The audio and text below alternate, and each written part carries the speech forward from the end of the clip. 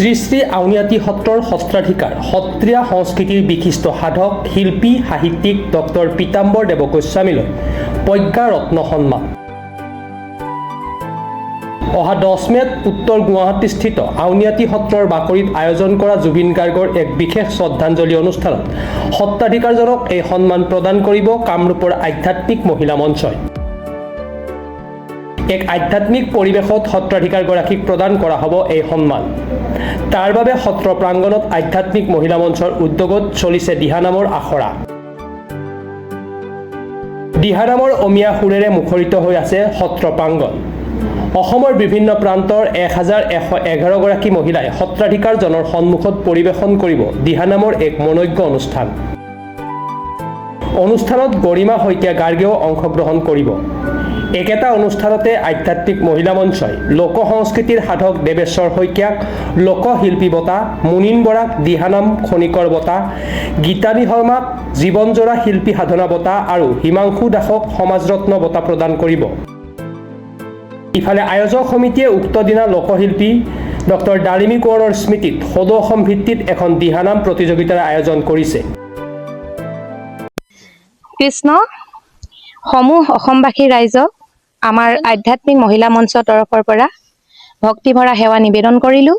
লগতে পলমকৈ হ'লেও ৰঙালী বিহুৰ শুভেচ্ছা জ্ঞাপন কৰিলোঁ। আপোনালোকে ইতিমধ্যে জ্ঞাত, আমাৰ উত্তৰ গুৱাহাটী শ্ৰী শ্ৰী আউনীআটী সত্ৰত লুইত কণ্ঠৰ হিয়াৰমুঠু জুবিন গাৰ্গদেৱৰ সোঁৱৰণত 1111 গৰাকী আই মাতৃৰ দ্বাৰা দিহানাম পৰিৱেশন আয়োজন কৰা হৈছে আৰু লগতে সদৌ অসম ভিত্তিত দিহানাম প্ৰতিযোগিতা। গতিকে এই অনুষ্ঠানভাগিত আমি আউনীআটী সত্ৰৰ সত্ৰাধিকাৰ শ্ৰী শ্ৰী পীতাম্বৰদেৱ গোস্বামী প্ৰভু ঈশ্বৰক আমি প্ৰজ্ঞাৰত্ন সন্মানেৰে সন্মানিত কৰিবলৈ আগবাঢ়িছোঁ।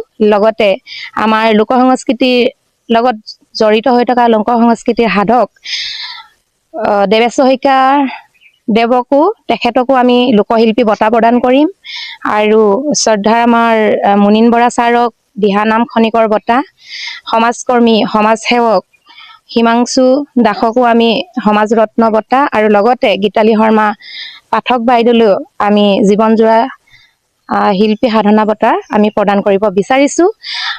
এইখিনিতে আপোনালোকক সকলোৱে এই অনুষ্ঠানটিত সহায় সহযোগিতা কৰিবৰ বাবে সকলোকে আমি সেৱা ধৰিলোঁ। কৃষ্ণ। সাংসাৰিক প্ৰখৰ্গেশ্বৰ নাথৰ ৰিপৰ্ট, প্ৰাতঃ টাইম ডিজিটেল।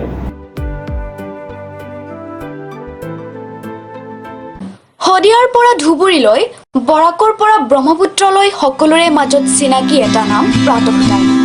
থলুৱা ভাষা, কৃষ্টি আৰু সত্য বাতৰিৰ আধাৰত প্ৰতিষ্ঠিত খবৰ প্ৰাতঃ টাইমৰ প্ৰতিটো বা বাতৰি পুংখানুপুংখভাৱে চাবলৈ Facebook, YouTube, website, Twitter, Instagram আৰু ব্লগাৰ পেজত লাইক আৰু ফ'ল' কৰক।